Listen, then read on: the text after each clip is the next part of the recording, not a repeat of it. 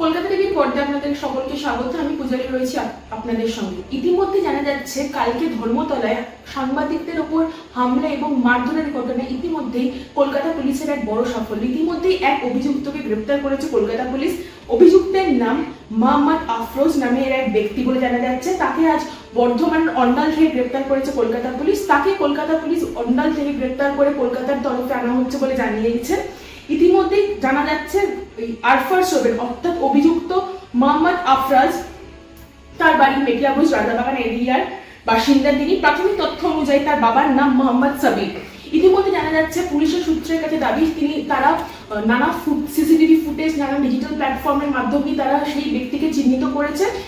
সূত্রের দাবি অনুযায়ী জানানো যাচ্ছে যে পুলিশ পুরো গোটা ঘটনা তদন্ত করছে। ইতিমধ্যেই আদৌ সেই মোহাম্মদ আফরোজ বলে ব্যক্তিটি আদৌ পুরো ঘটনার সাথে জড়িত ছিল কিনা বা সেই সময় তিনি সেই ঘটনাস্থলে উপস্থিত ছিল কিনা তা খতিয়ে দেখছে কলকাতা পুলিশ। কলকাতা পুলিশ আমাদের কাছে এই আশ্বাসন জানিয়েছে।